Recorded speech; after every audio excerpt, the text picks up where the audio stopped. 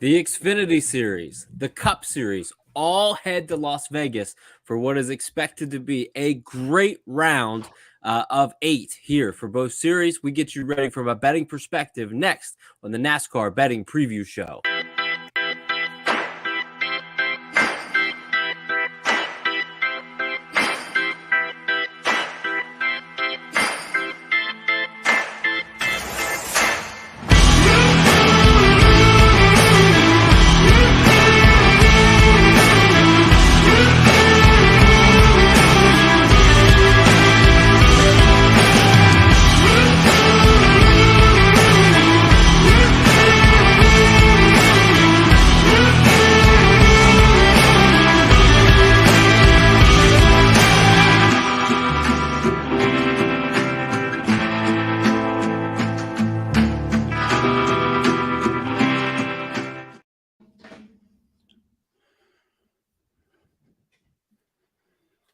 What is up, everybody? Welcome to the NASCAR Betting Preview Show. So excited for tonight's show.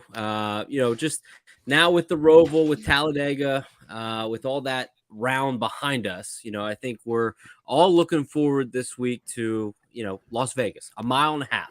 We're back to the norm, boys, so it's going to be fun.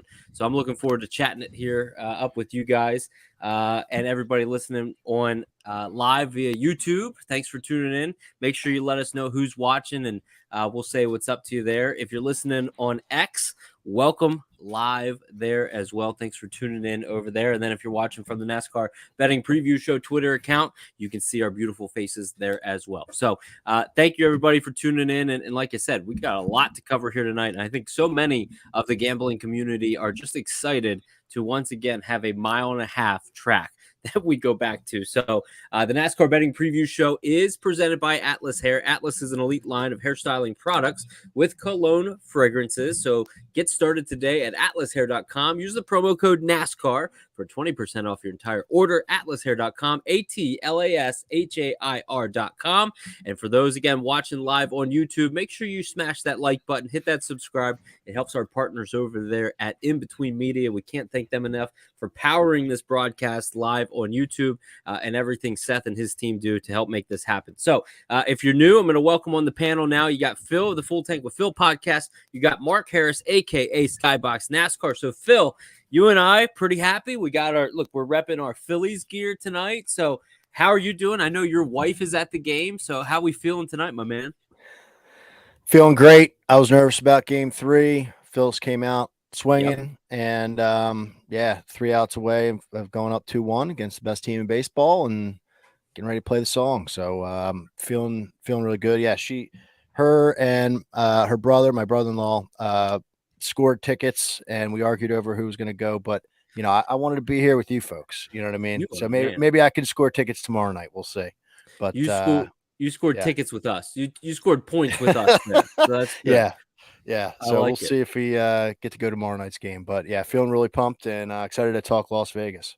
Yeah, no, it'll be a lot of fun. And for anybody that doesn't know, Phil has the Full Tank with Phil podcast. He dropped an episode this morning, so make sure you go check out everything he had written over there. And look, got a little for everybody on YouTube. Check that out. That wife found a little bit of a little deal at a thrift shop not too far, and couldn't pass up a Philly shirt. So pumped about that. And Phil, looking forward again to chatting. Keep me updated with any of the Philly stuff going on.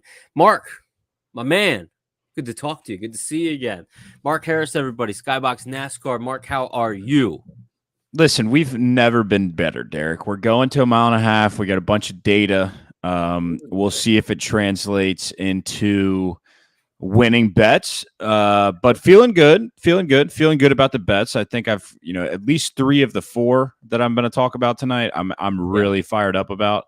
And I think I got some good explanations. So looking at a lot of speed rankings, a lot of comp tracks, a little bit of Vegas history, and ready to rock. Today was a big news day. I feel like today and yesterday were huge news days. So shout out Sheldon Creed, gone, but not well. Never mind, I screwed that one up. Yep, and no, feeling good, ready to rock. That's good. No, it'll be good. And we're going to touch on some of those here in just a little bit. But we're going to go over a couple things first. First, we're going to do our rapid fire segment, which has been a hit amongst many. Oh, Phil's dancing. He's got we got the dub. No, we just have another Castellanos homer. We've got Just two another Phillies with multiple home runs tonight. It's just a great start to the show tonight for me. I'll tell you that. As we know, the game is never over till it's over. So we'll just wait to party here in a little bit. But yeah, we got a lot to cover. Got rapid fire. I want to hear what the guys have to say from a head-to-head standpoint, finishing positions, outright, best bet. Like, I want to hear it all. So I'm looking forward to hearing what they have to say. And both series, the Xfinity Series and the Cup Series, are headed to Las Vegas this weekend. It's a 1.5 mile track. And I think it's a perfect track to kick off this round. After this, both series will go to Homestead, and then they will finish the playoffs right before the championship over in Martinsville, which is always a little bit wacky there. So I think, again, I think Las Vegas, that being the first race of this round, is perfect. So really excited. So let's do this. Let's kick off the rapid fire segment here. And Phil, I'm going to start with you. So AJ Allmendinger got his win at the Roval. Where is AJ Allmendinger racing next year, 2024, full time? I'd have to say Xfinity just because of his reaction on Sunday. Crying his eyes out, kept making such a big deal about how you never know. As I'm talking, another Phillies home run, 10-2. But yeah, I think he just showed, he always wears his heart on his sleeve, and clearly I think they showed their cards. I mean, I can't see him reacting like that if he knew he was coming back to the Cup Series. So it's probably good for me, so I don't have to necessarily worry about betting on him and donating unless he's like filling in for a couple races. But I'm gonna say Xfinity Series. Okay, so you say the Xfinity Series. I think you're right, and like you said, just taking it off of some of the words that he said, and looking at how emotional everybody was. Matt Collig, Chris Rice, AJ. So there were definitely, it makes you think, okay, that was his probably last Cup win, as he will figure out, the Xfinity Series or whatever. But there has been news that broke, which we'll get to. I was at the race. I should have started with this. I was at the race on Sunday. I was there all weekend. The Roval. So I've been to the 600, and now being at the Roval, it is a different animal. I was shocked. Turn number 2 and 3, I believe it is, super banked. I could not believe how banked in the infield it was. And then I had a great little spot where I found right over the Bank of America kind of walkway where I was able to kind of have a nice little position there. It's gimmicky. It's different. I don't necessarily think the drivers don't like it. So they don't like it. And it was a cool experience, but I would love to see the racing back on the oval. It's a perfect oval. Nothing wrong with it. So that would be cool to kind of have that go back. So, okay. Mark, I'm going to go to you. Who is your biggest surprise left in the 2023 playoffs? I think the answer is Chris Buescher. Okay. Because, I guess if you would have told me 3 months ago that Chris Buescher was going to be in the round of 8, I mean, you're crazy. You're high. You're smoking everything that you can smoke. The turnaround that RFK has brought from even earlier this season. Obviously, last year it's easy. That's low hanging fruit, but the fact that I think I saw a stat today on FRCS.pro that Chris Buescher has either the best or second best average finish or average running position. I can't remember which one in the entire series. It's nuts how consistent Chris Buescher has been on all sorts of track types. Short tracks, 1.5 mile, super speedways, road courses. He's got 9 of 11 top 10s or something crazy like that. So definitely Chris Buescher. Now, it all depends on where you look at it. If you want to ask me like the surprise of the last 8 weeks, it's definitely not Chris Buescher, right? It's the fact that Martin Truex Jr. still is in the round of 8 and has run so poorly. So to answer your question, definitely Chris Buescher. Okay, so Chris Buescher in your mind. And it's interesting when you look at Buescher, right? He's got more wins than Bell, more wins than Reddick, more wins than Blaney. Larson. And it's like, man, you're putting yourself up there with guys like William Byron, Martin Truex, Denny Hamlin. That's just phenomenal. So it's going to be really interesting to see what that car does, because they've been pretty good on mile and a halfs. Like, there's nothing that says to really bet against them, but it also lends opportunities where some of the books have not gone and said, okay, we really respect Buescher up in the upper tier class with like a Kyle Larson and those guys, where you can get some value on betting, on Chris Buescher in some head to head. So that's something to kind of be looking at as kind of the week goes on. So Phil, question for you: when it comes to Sunday, who has a better finish, Ross Chastain or Ryan Blaney? Yeah, I'm on both of those guys in a couple matchups on the podcast.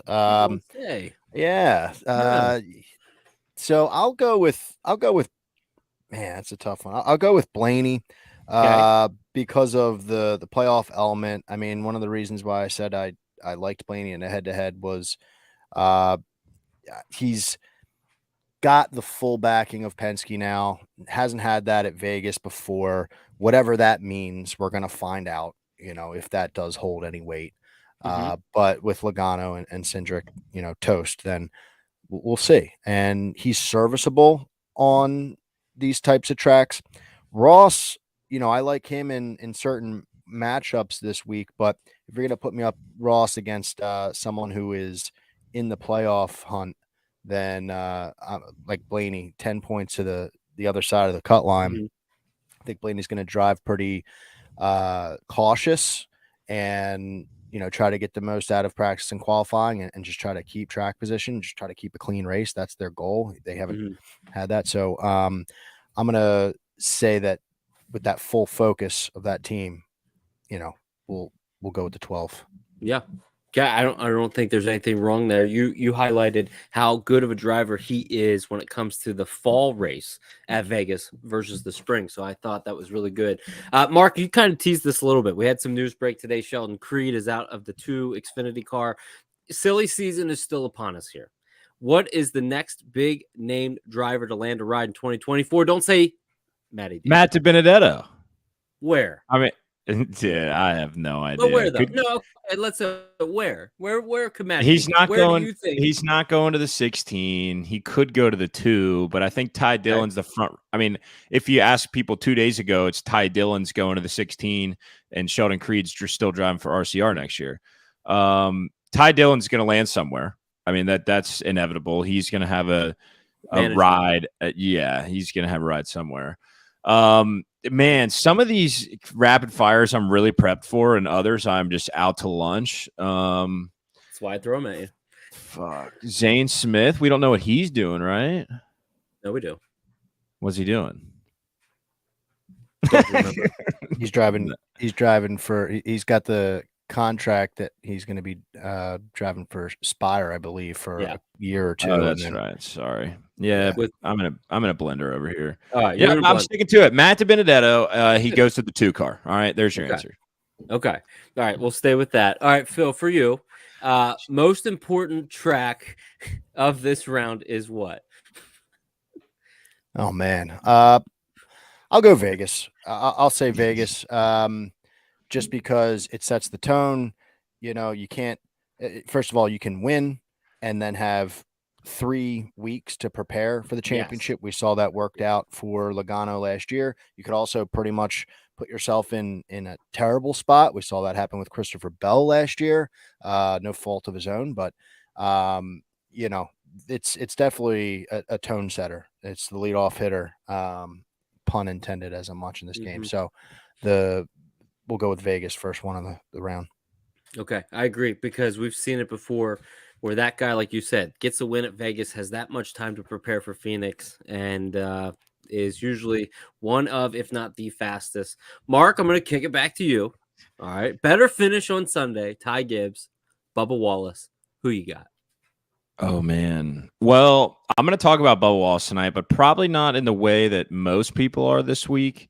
I'm not fading him. I'm on him, but just not. I've seen some tweets out there that are, I think, are frankly a little ridiculous. But Ty Gibbs, man, he's got some mojo. I'll tell you what, that cat has really come into his own.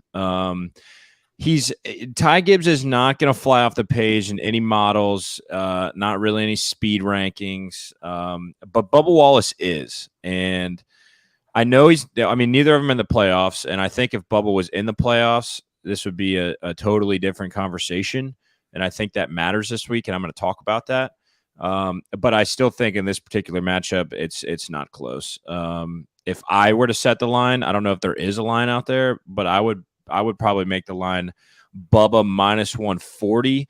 And the only reason it's not bigger is because of the recent momentum that Ty Gibbs has had. I think he's confident. I think Ty Gibbs is feeling it. I think he's feeling good. I think he's got good things being said about him now. There's been times in the past where Ty Gibbs has been the enemy of all enemies. But I still think the speed that Bubba Wallace has brought to some of these comp tracks and Vegas in particular is actually quite ridiculous. So I'm going Bubba. Yeah, I think Bubba would be the side I would be on there as well. I'm going to come back with an Xfinity question next for you. But Phil, I'm going to hit you with this first. Who is a driver that you are fading going into this weekend? Who's somebody that people should be like, fade this guy, get this crazy guy out of here? I mean, that's kind of a funny question. Like, are you asking someone that like may be on people's radar, or like guys to just like get rid of? Because I mean, I've seen Harrison Burton in a matchup. I mean, he's been dog shit this year. Tell the people who he's going up against. I don't remember. It might have been like Justin Haley or something, but I didn't take it. I'm fading Chase Briscoe in a matchup. Maybe we'll talk about it in a little bit, but so basically the guy you're betting on has to finish 26th or better. Well, that was kind of the point. Yep. So not tough question to answer without context, but I'll just looking for those guys in matchups. I'd be happy taking the other side. I agree. All right, coming back to you, Mark. Last question for you. Xfinity storyline. What are you watching this weekend? What's going to catch your eye in the Xfinity series? God. Yeah, sorry for my Jesus comment earlier. I forgot I was still unmuted, but that was just my response to my answer. So, Xfinity headline or storyline this week. I mean, obviously, you got to think about Sheldon Creed. You got, I think it's a 3-horse race. I think Sam Mayer is like hit or miss. I think there's going to be a lot of talk about the 20, the 21, and the 7, obviously. But who's the fourth guy that's going to come to fruition? I know that's not the most juicy storyline of all time, but it seems to me that John Hunter, Austin Hill, Allgaier, they've been the top 3 cars. Austin Hill's been a top 5 machine. John Hunter's won everything, and Allgaier would have won everything if he didn't piss it away. So, is that guy going to be Custer? Is Creed going to come out of nowhere, be all pissed off, or maybe he walked out the door on his own? I think this is who is the fourth guy that's going to rise above the rest and make the championship 4. Yeah. It was crazy to watch Sam Mayer get the win, needing to get a win in the last of the points last week going in, obviously win and he advances. And for him to pull it off, 3 wins on road courses in 2023. There are no more road courses of this season, but you never know. A young guy like that's just kind of been figuring out over the last year and a half, 2 years, that momentum could be a bright spot for him. So I'm interested to see what happens to that one car. Phil, last thing for you. Monday morning headline reads what? Oh, man. Toyota domination and Denny Hamlin advances to the championship race. Okay. Denny Hamlin, Toyota. That's the storyline coming out of Monday. So, I really enjoy. I know I throw different things at you guys that is you're not prepared for. And so that's the best part of it. Throwing questions your way that you guys don't know what's coming. So, but that's a lot of fun. That is I've gotten so many DMs and so many things messaged to me about that is people's favorite segment over the last few weeks, just kind of having some of that conversation back and forth. But let's do this. This is a betting show, right? So we should probably get into some of these bets 20 minutes into the show. And if you're listening on X Spaces, thank you. Everybody listening on the podcast right now, appreciate your support. Make sure you're subscribed to that. And everybody on YouTube, get ready to chime in for what we're about to go over because this is going to be a lot of fun. Head-to-heads And Mark, I'm going to start with you on this one. I'm very curious. You're going to be batting leadoff here with this segment, right? You don't get to do that a whole lot. So, batting leadoff, head to head. Where are you going? Hey, this might be the first time of all time. First time, long time. I'm going to go Truex minus 105, and that I want to put an emphasis on minus 105 versus Ross Chastain. Now, okay, I think Truex gets back on track this week. Like the entire Phil just said it, Toyota domination. The entire JGR camp has been fast, including the rookie of Ty Gibbs. Hamlin's been just absolutely lights out. I just can't imagine the speed that Truex had for the first 26 races, literally the entire regular season, and then it just completely fell apart in the playoffs. I can't imagine that goes away. We're going back to a mile and a half. We're going back to a place that he has been fast. The entire Toyota camp, including 2311, has been fast on comp tracks this year. I do agree with Phil. I think Toyota has a really good showing. At Vegas 1 and Kansas 1 earlier this year, Truex had a 4th and a 2nd place speed rankings. Wrecked at Kansas 2. And, we never saw what he got, but he qualified 3rd. And then he's been a dump truck everywhere else in the playoffs. So it's the recency form has been leaning towards Ross. And I think that's the books are looking at. I think this is a total overreaction.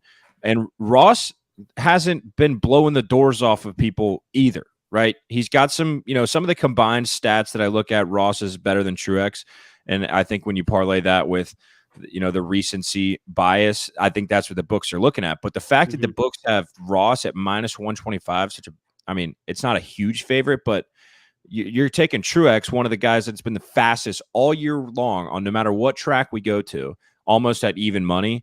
And I think he gets back on track. So last 5 Vegas races, Truex has an average finish of 6.4. That's good for 2nd in the Cup Series behind Kyle Busch. Ross Chastain, 12.6. Average running position last 5 at Vegas, Truex 8.5, Ross 11.5. But I just keep going back to the odds, the speed that Truex has had this year as a whole, and I think they get back on track. Where were you able to find that, if you don't mind me asking? I believe that was Caesar's Palace, and I will pull that up. But yeah, I'm pretty positive it was Caesar's Palace. And as we get that then confirmed, how about you, Phil? From a head-to-head standpoint, where have we found an edge this weekend? Well, I'm going to go with a little bit more of a back marker deal here. And I feel like I've had this conversation before on this show when I get to this one point that I'm going to make. So, nod your head if that's correct. But I'm going to go with Austin Dillon over Michael McDowell on Caesars minus 115. And that might seem crazy. Dillon's just been god awful this season, 29th in points. But in this matchup, he stands out to me. So first off, just looking at like the win the race model, they're both like right next to each other. Dillon has a slight edge there, and McDowell, I had felt like he's been on a bit of a like good streak recently, but then you look at his like actual finishes and he just hasn't been getting them. He had a 6th place at Bristol, but other than that, it really hasn't been great. I think he's shown been in the top 10 in various races, and then he just hasn't gotten the finishes. So at first I was a little concerned about fading someone who is, relatively decent lately, and that hasn't necessarily been the case. And then I'm looking at the last 10 races at Vegas, and McDowell only has 2 top 20s to his name. His average finish is 24.9. His driver rating is 55.0. Like how can you bet on anyone with a 55 driver rating? And what led me to this matchup was seeing Dillon's number. Like the top 10 market we're going to talk about in a second, it's really kind of brutal this week. It's tough to find value there. So I was looking to see, who are some guys further down the list. And I saw Dillon's numbers at Vegas. It's 1 top 5, 2 top 10s, and 7 top 15s. So I was like, well, 2 top 10s, but 7 top 15s. This is that point I was telling you earlier. I feel like we've talked about it. It's like he's clearly there, but I can't take him for a top 10. Just can't do it. So maybe in a head-to-head matchup is the best way to play him. And I feel pretty confident in this one, considering their Vegas stats. I mean, Dylan's 15.2 average finish there, and just for a barometer, I mean, that's better than William Byron at Vegas in that time span, better than Chase Elliott, better than Tyler Reddick. So a pretty decent average finish when you're looking at the scope of the Cup Series. And this season, as far as mile and a halves go, I mean, they've pretty much been around each other. The thing is, um, McDowell, it's basically like 25th to 28th. Whereas Dylan has had some brutal finishes, but he's also had flashes. He's been 9th, he's been 10th. So I think his ceiling's higher. And then you're going to a track where his track history is better, much better. So I'm okay taking Dylan in this one. I know it's going to be a head-to-head that I'm watching on the score monitor instead of the actual TV, but I'm fine with that. And we'll see if he can win something for me here. Probably the last time you can bet on him. I was gonna say Austin Dillon is a guy that he just seems to back in the top 10s from time to time, and that 34, we saw how good he's been on road courses, but how does that translate? That'll be an interesting one that I'm watching. Where'd you find that again? Just unmuting on both here. I found that on Caesars. Okay, so that'll be something that I'm going to look into there as well. So both plays were on Caesars. Mark, yours was qualifying related. Yeah.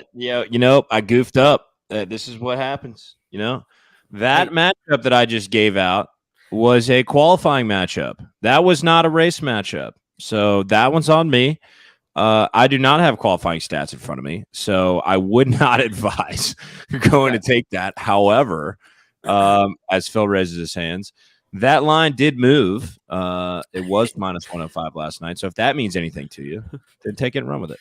Okay. So they might put that out. They might put that out as a race matchup after the fact. Good point.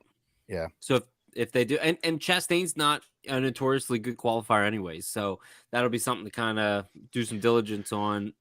What you just did, Mark, you just gave the people listening live and on the podcast some homework. Do some homework. So that's what you gave the people. I see what you're doing there. This is why you bat leadoff in this. I was just testing you guys. All right. That's what I was doing. This is why you bat leadoff here. I love it. All right. So how about from a finishing position prop? And Phil, I want to start with you. Where did you find a betting edge this weekend? Yeah, I mean, I was just talking about the finishing position market. Like last week, I was all over that on the podcast. We talked about it on this show. I felt really confident in the top 10 plays, and we smashed it. They were good values, good enough for the gambler, and we took advantage of it and we hit it. This week, I feel like it's kind of back to what we had. I mean, it's kind of forcing you to have to play the top 5 number if you want any sort of value at all. And I don't feel comfortable with a lot of the guys doing that. So if you want value, you're kind of dipping into the Austin Dillons, Ricky Stenhouses of the world. It's like, taking a swing. So I'm gonna go with Bubba Wallace. He was minus 125 on DraftKings. I need to actually double check, see if we can get him in a better number after I'm done talking here. But Wallace, I mean, I think we all on this show and anybody listening is probably keyed in on Wallace. He's just been such maturity on these mile and a halves this year, where years past it was like, okay, if it's not a super speedway, he's out to lunch. But it's truly remarkable what he's done and Toyota's done this season. 4 for 5, finishing in the top 5 on the mile and a half this year in 2023. 9.4 average finish. That's 3rd in NASCAR. As far as total speed this season, he's 5th. At Vegas, his total speed was 5th. He finished 4th in that race. So, the top 5 number might seem enticing there because he's done it a bunch. But like I said, I'm fine taking 5 extra spots and paying minus 125 or maybe a little bit better on another book. The only question mark with Bubba is getting knocked out. How big of a gut punch was that? I feel like he's going to be right there. I mean, he still has that teammate in it trying to fight for him. And Toyota in general, they've got the most drivers in the hunt still. So I have faith that Bubba's going to kind of keep it clean and keep doing what he's been doing on these mile and a halves, and we'll cash that one. Yeah, there's something that's interesting too. These teams, even those that got knocked out, and one conversation I was having in the garage over the weekend is although they're paying out here as we look at, okay, who's going to make the final four? But finishing fifth in points is a massive financial deal, even in the driver's standings. So there is still that element for some of these guys that obviously didn't advance, where they're still competing for that upper echelon money in the sport. And I wish that stuff really got, and I'm hoping to bring it to light in a few podcasts coming up, but like where that stuff would get more discussed for us as fans and us as even gamblers. We can learn a little bit more and be like, okay, as I thought a driver was maybe going to be sitting on the sidelines or might be kind of, throwing in the towel for this year, there is, and we know this, there is financial incentives across the board, but what is that? How much? What does it mean? And that gives us then an opportunity when we look at like Bubba Wallace's statistics at mile and a half, like you're saying. And yes, he's out of the playoffs, but there also then is some of those other elements that really go in. When you look at the owners' points, and we've only really been talking about this last year because Kyle Larson was in the final four of owners' points, not in the playoffs at that time. But this week, again, Chase Elliott is in the owners' points. And there's another guy that, a lot of people are kind of looking at saying, okay, he's got an opportunity to maybe make some noise. He didn't get to race this race over in the spring because he broke his foot during a skiing, but that's just another element as well. So kind of going to your point there, Phil. Mark, how about you from a finishing position prop? Where are we going? What'd you find for us? Qualifying, race, whatever you got. Yeah, we're not going to make that mistake again. I can promise you that. But we're going to do a little hands-on exercise here. You guys, everybody ready? All right, I want you to bring out your handy-dandy phone, all right? And I want everybody to open up your Bet365 app, and I want you to go to the top 10 market, and I want you to fucking slam Bubba Wallace at even money. That's what I want you to do, okay? Now, Phil, I don't even mind minus 125. I'd take that too. I mean, I'd take it minus 140. I don't care. Bubba Wallace has been so nutty this year on mile and a half. Phil said it. 4 out of 5 in the top 5, or 3 out of 4 in the top 5. Fourth earlier at Vegas 1, third at Texas. Top 5 speed ranking on comp tracks, and he's not in the playoffs this week. And you guys talked about it. But his number is 20-1. Now, if he is in the playoffs, his number is nowhere near 20-1. His number is now 14. His number is potentially 12, depending on how the books. Listen, I when I saw 20-1, I mean, Bubba Wallace is not going to win this week, so don't take him outright. I saw some tickets online on Twitter X. Don't take Bubba Wallace outright. He's not going to win, but the inflated odds, because he's not in the playoffs, opens up everything else for Bubba. Maybe even a matchup, definitely top 10 at even money on Bet365. And I think this is a no-brainer. Like I don't think Bubba is the type of person, nor Denny, nor Michael Jordan, to be like, oh, we're not in the playoffs. We might just, coast it in if we have the option to. But it is very difficult for a non-playoff driver to win on an oval. Road course, super speedways, obviously we saw it last week with AJ, but for a non-playoff driver to win on an oval is extremely, extremely difficult. So I don't think he's going to win. However, it opens the odds up. Phil laid it out beautifully. He's a top 5 car. He's going to be a top 5 car this week. Go bet him top 10 at even money. Bet365.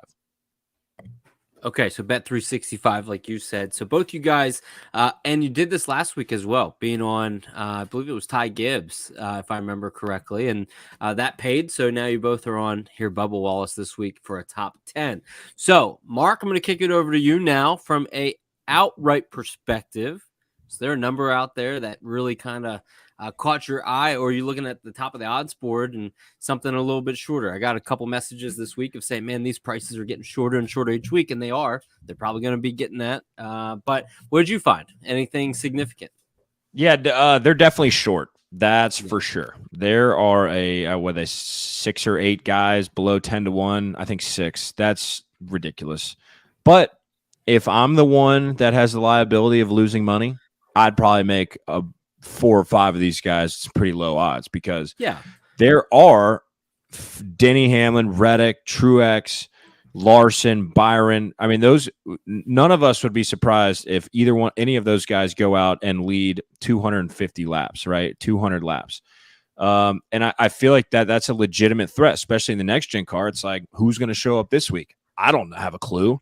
Sure. So, yeah, I am going to the top of the odds board, and I don't do this often. I've probably done this less than the fingers on my hand this year. But I'm going to take the favorite. I'm going Denny Hamlin. I think the best number out there is 6-1. And I probably don't even need to explain myself. This dude's been fast everywhere. I said it when I was talking about Truex. I mean, he continues to be fast. He's first in average total speed ranking on comp tracks, first in win the race, true performance ranks, second in AccuPredictor, second in average running position in the last 5 Vegas races. Thanks to Ryan iFantasy Race, he tweeted this out yesterday, the day before. Last 5 Vegas finishes, second, fourth, first, 32nd. However, he led 31 laps, and he has self-proclaimed him the best car that day. Next race, 5th, and then 11th, but he was 3rd with a late caution with 4 to go. So he wins Kansas 1 this year. He's 2nd at Kansas 2. He should have won, or maybe I had that flopped. No. He should have won. He moved Larson, that whole debacle, and then late caution, he was winning, and Reddick won. So he's finished in the top 5 at recent finishes, 2nd, 1st, 5th, 3rd this year. So Denny Hamlin's hot. He's going to continue to stay hot. I am looking forward to him going out and leading 175 laps, maybe not 250. That was a little bit of an exaggeration. But I think he goes out and he dominates. Now, I also want to disclaimer this as like what I said at the very beginning when I started talking. It's like any one of these guys could go out and win, like the Byron, the Larson, Hamlin, Truex, any Reddick, any of these guys. Might as well throw Buescher in there. It wouldn't be shocked. So we're going to see what happens after practice and qualifying. But as unfortunate as it is, yes, I am on Denny Hamlin 6-1 this early in the week. Okay, you're on. I think the pricing is correct, by the way, and maybe you alluded to that a little bit. I know it's shorter than what we would like, but the books are getting it right. When you have these 8 drivers that are, one of these 8 are going to win. This is not a wild card type of race. One of these 8 are going to win, and so we know that, or at least I believe that's going to happen. So, Phil, how about you from an outright perspective? What do you what'd you find? What are you thinking? I know vibes are high for you now, officially.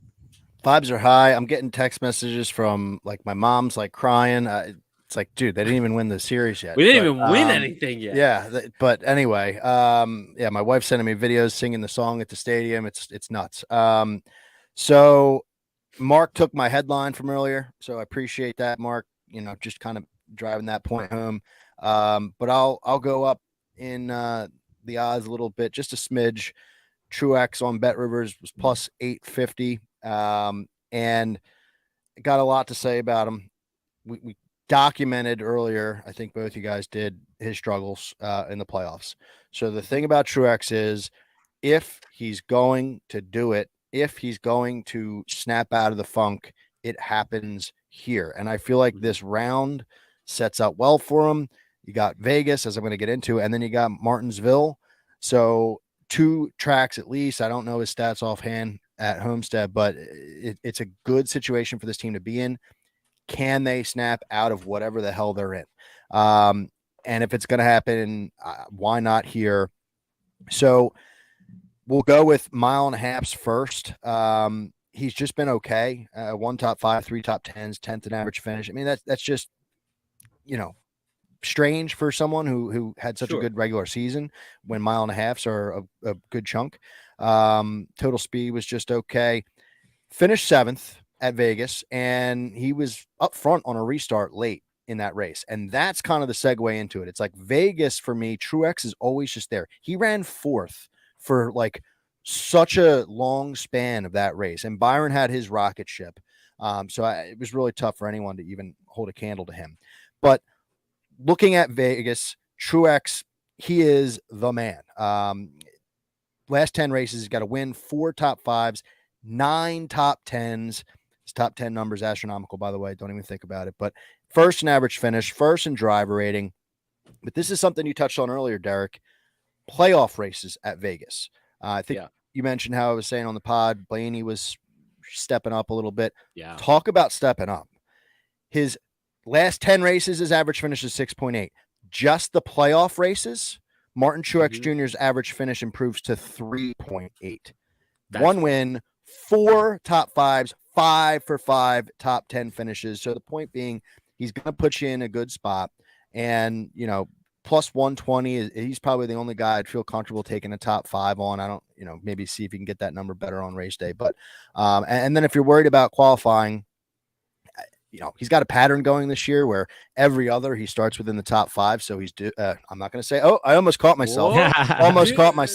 That pattern would continue, or if it did, he would finish in the top 5 or start in the top 5 rather. So I'm hopeful for Truex, for his sake and for this bet's sake. And even if you don't bet him, I feel like you have to be watching what this team does all weekend, because if they come out in their dog shit, okay, we can kind of put him aside. But if he is on it and they look good and he's giving you a chance late in the race, then now you got to start thinking about what they're going to do the rest of the year, like making the Final Four, how they're going to do at Phoenix, and are you on them or not? So, it's a big race for them.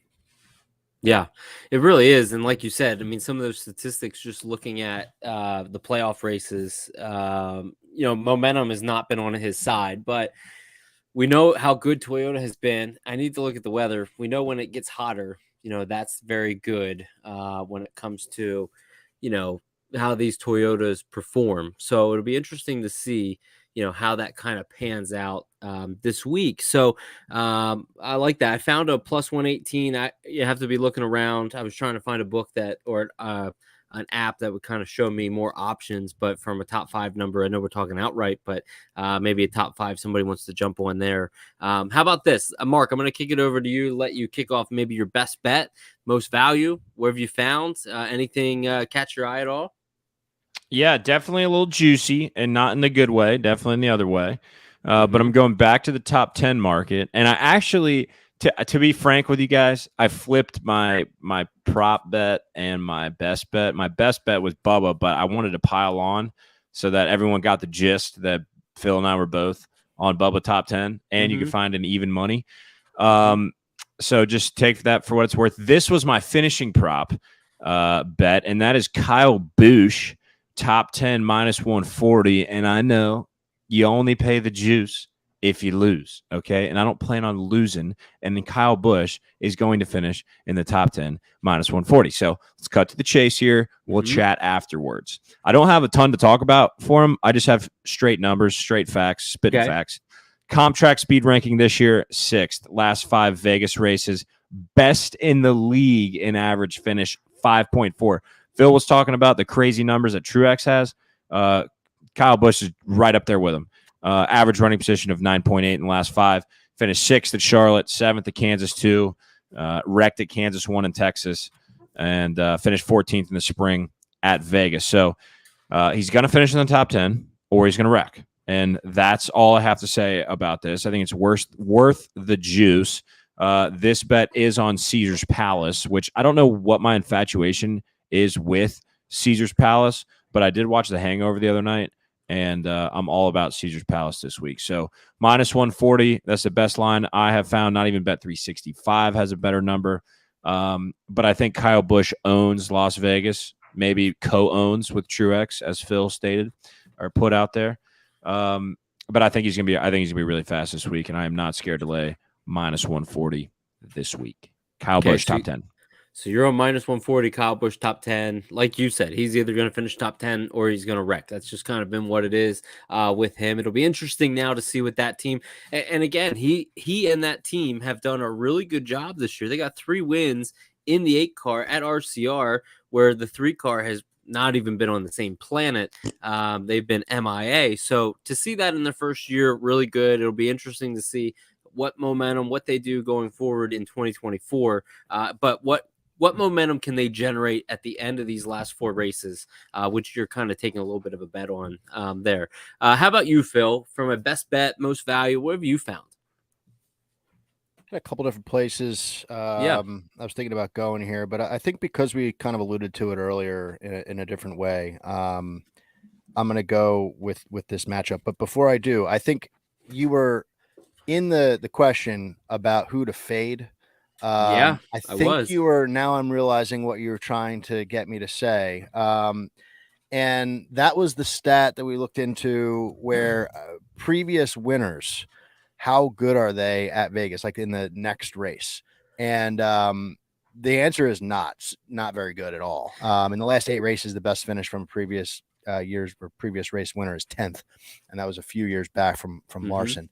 Everything else has been like actually really bad.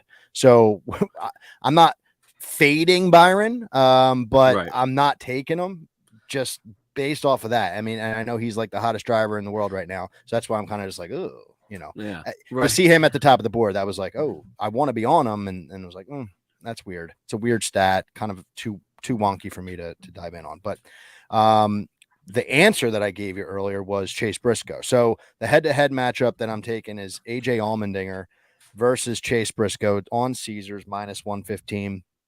And this is another backmarker matchup, I have to imagine. And Briscoe at Vegas, pretty dismal. 5 starts here. He does have one shining outlier of a 4th place finish. But other than that, it's just been really bad. 20.4 is his average finish. AJ, 3 starts in the last 10 race span, and all 3 of them have finished in the top 20. So for whatever reason, like, I don't think of his car when I think of Vegas, but he's serviceable. And I think serviceable wins this matchup. You kind of said it earlier, Derek. Like, all you have to do is be better than 25th, and you beat Briscoe. And that's really what we're getting at here. 13.7 is his average finish in 3 races. This season on mile and a halves, looking at total speed, I know we're lowering the bar here for this matchup, but Allmendinger's 22nd and Briscoe's 29th. And, average finish, kind of similar. Both have, 3 for 5 in top 20 finishes. But the momentum that AJ has here, you have to imagine that team is just, rejuvenated. What is Briscoe doing? They are just going to be going through the motions these next 4 races. I don't see any reason for them to bring a car worth it. And on Win the Races model as well, they're separated by like 7 or 8 spots, which is usually a successful play. So I'm going to go with the mojo here with AJ, and I think he could hit the wall in stage 3, go 4 laps down, and still win this matchup because Briscoe had been, already in some trouble. So that's the situation here. But his stats say that he has consistently been in the top 20. So I like that in this one. Yeah, and that'll be interesting to see what happens with that 16 car. We're still waiting, obviously, for an announcement to be made. What happens with them in 2024. But SHR as a whole is just an easy organization to fade right now. Even with Harvick to a degree. Especially the 10. If anybody's out there able to get anything, Mark, I'm sure you are, where you can fade the 10 in any way, shape, or form, unless it's with BJ McLeod or somebody like that. I would do so because it's just there's a lot happening. There's a bunch of there's still a lot to come out about that car, and nobody knows what's going to happen there. So good stuff, guys. Really appreciate that. Good information there. I'm kind of scrolling the YouTube comments to see if we missed anything from anybody. If you have anything on YouTube or anything on Twitter, now's the time to kind of jump up and say something, because we want to hear what you have to say from the listening audience. And if you are listening on X Spaces and you want to say something, make sure you hit that request button. And when we move into that segment, we'll get you up here. Go ahead, Phil. Yeah, so you just kind of made that comment about the 10 car. I want to give you a quick hitter or a rapid fire. Love it. Better finish, Eric Almirola or Ricky Stenhouse Jr., because they are matched up against each other this weekend. So you can take that if you want. Stenhouse. Yeah, and you laid it out well. I think on your podcast you said, actually, was it the spring of 2023 where you said usually there's a random guy that finishes top 10, and I think you said Stenhouse was that guy this year that finished top 10. He finished. Haley was that guy this year. Haley. Stenhouse has a third place finish in a couple years back. But yeah, there's always a wonky guy at Vegas who kind of jumps up. I think I've seen so many people that I trust talking about Stenhouse from time to time about going into a race weekend in that matchup. Yeah, and here's why. I think Stenhouse finishes on the lead lap, and that's all I need. I don't think Almirola finishes on the lead lap, even if the race would go green. I don't think they got the speed. They just seem to always, them and the 14 just seem to have problems. So it's fascinating to watch. But yeah, that's a good question. I'm glad you threw something back my way there. So you're putting money where your mouth is. That's for sure. That's right. That's right. Yep. So and you said that's available right now on Caesars. What's the sure price? Is. Yeah. Let me pull that right back up. I believe it was even money. Scrolling. Sorry, bad radio. Great radio. Great podcast. Oh my God, where the hell is it? No, he's minus. Stenhouse is the underdog, minus 110. So even better for you. Stenhouse is the underdog at minus money. Yeah, well, minus 110 to minus 120. So he's okay. I gotcha. Yeah. Okay. So yeah, I'm gonna take that 110. That'll be on my card. So you'll see that. Thank you, Phil, for pointing that out. Mark, go ahead. Can we talk about Eric Jones and the infatuation with him? That's the second time I've used that word on this podcast. I must have heard somebody else say it recently, but I just saw a bunch of rumblings, people taking him 80 to 1, 75 to 1, and they're like, Eric Jones is the next, he's that dog. And he had good speed at Kansas 2, and he had good speed at Tejas. And that's about it. It's like, are we going to take? I guess. Sorry. Let me back up a little bit. Let me zoom out. Are we going to take recency bias? No. Over a season as a whole and over comp tracks as a whole, because that's what I feel like the books are doing. Maybe not with Eric Jones, for example, but what do you guys? What would you rather have? The momentum the last 3 to 4 weeks, or comp tracks as a whole? Are we talking about any driver now, or are we talking about Eric Jones? I mean, sorry. Get Eric Jones. Go ahead. What are your thoughts on Eric Jones? No, unless Eric Jones is in an Xfinity race, that's the only time I'm going to put my money on him this week. Okay. Thoughts on him having good speed at Kansas and Texas, and recency bias question. The speed at Texas and Kansas, then you can go, Phil. But that's surprised to me. That has really surprised me. I thought this team was like dead in the water, kind of a thing. But yeah, that has surprised me. What do you think, Phil? Yeah, I mean, I think it's worth looking at. What I would do, I mean, I was mentioning top 10 market earlier and trying to find somebody to kind of throw where you're getting good money or good odds as the gambler. And he's going to be somebody that's in that realm where it's like there's a huge plateau, drop off once you get to, past the Keselowskis and the Wallaces of the world. And so if you believe in that they found some speed, then maybe that's worth a sprinkle. I would never throw a lot on him. I'd want to go back to what he practiced at Texas and Kansas and how he looked in qualifying and wait until after to see if it's kind of equal or better. But the fact that they are now, like, they just hired Matt Kenseth to transition over to Toyota and start that process. Like, it feels like that camp is just like already looking ahead. So I find it hard to throw any real money on him to do much unless it's like a head-to-head matchup against a Civ. So that's kind of my thought process. Okay. So I appreciate that. And I think that's good. Now I really want to hear what Worm has to say. So before you say anything, Worm, just hold on, because I got to figure out how to get you to be able for the people on YouTube to listen, since you don't have the link. So just give me a second. I'm going to see if I can do one thing. And if this doesn't work, Phil, I'm going to have to tell you to take it. So we're going to do this. All right. Can you guys hear me still on Twitter Spaces? Or Chris, can you still hear me on Twitter Spaces? Yes. Okay. Oh, wow. Good morning. Good morning to you, Chris. All right. Yeah, wow. I haven't spoken in a while. All right. Go ahead. Yeah.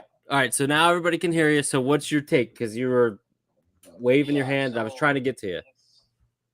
Let's the question about Eric Jones, I don't think you can look at 1.5 miles for the entire year. I think you have to look at recency bias for Eric Jones.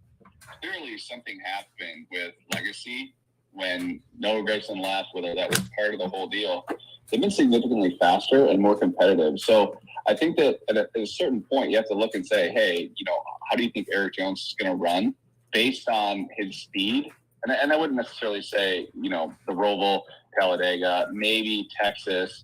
But you have to look at like Kansas and Darlington. I think you're doing yourself a disservice by lumping in the first half of the season with Eric Jones. Now, I'm not saying that he's going to win the race. I don't think that at all. I think that the people that have him at 75 to 1 or 80 to 1 probably beat the market, but it's still a losing bet. I think if you're looking at Eric Jones, you need to look at him potentially in a matchup, but I also think he's going to be a heavy favorite in his matchups if he's against like a backmarker, because he does have a tremendous upside. Where I think that there's value on him with maybe the top 5 markets or even the top 10 markets, because I don't think he's going to win the race, but he's going to be around. And I think that you're getting paid properly for how I think he'll run, which is probably a top 10 run. But I would agree with Mark that it's probably not a winning bet. But I do think that the people that played him at 75 to 1 or 80 to 1 definitely beat the market, which is the goal at this point in the week. True. Mark, anything else to add there? No, Chris, my follow-up question to you would be, how do we find the line with other drivers using recency bias versus using comp tracks and or the whole season as a reference point? Teams have clearly flipped the switch, whether it was to the good or to the bad, right? And I think you have to take that into account. I think if you look at just the entire season, you can just say SHR took a flip to the bad relative to last year. If you want to look at not 23, at Trackhouse, at a certain point in the season, like halfway through the season, they stopped being super competitive. So you have to kind of take that second half of the season into account. Now, where we're going to find out whether recency bias or whole season is important is with Martin Truex Jr. I think that this is the biggest race. This is going to be very indicative of whether he actually makes a run to the playoffs or not, because he was excited after the Roval to move on and say finally some tracks where we're comfortable. But Darlington is also a very comfortable track for him, and he was nowhere to be seen all day. So it is a fine line. I think that Trackhouse has taken a step backwards, kind of the second half of the year. I think that Legacy has taken a step forwards. If you look at the mid-season, I would say that Hendrick kind of struggled, but did they struggle or were they just testing things? I think that I don't think anyone would argue that the 5 and the 24 have definitely been on it the last few weeks. So it's a good question. I think that that's where a little bit of feel comes in. There's an element of, if you watch racing enough, you're going to have a little bit of intuition of how these teams are going to run. But I think it'd be very unfair for you to look at Eric Jones' entire season, 1.5 miles, and say, this is where he's going to finish. But it's also hard to quantify, if that makes sense. Yeah, I think it does. Yeah. Trying to switch over from YouTube to Twitter and all that. So actually, let me do this because I saw a couple more people that wanted to request to speak. If you want to join the listener section, jump over to X Spaces real quick. We'll do something over there. But appreciate everybody on YouTube and through the podcast listening there. But we'll continue just some of the conversations over the next just few minutes. We won't stay long on there, but because I think there's some good conversations that can come out of this. And I'm curious, now from you, Chris, since that we are finally into a stretch of races coming up here where, we don't have to really have too many issues, right? It's not wild card races. We don't have the Talladega, the Roval, kind of be sitting back and wondering what are we really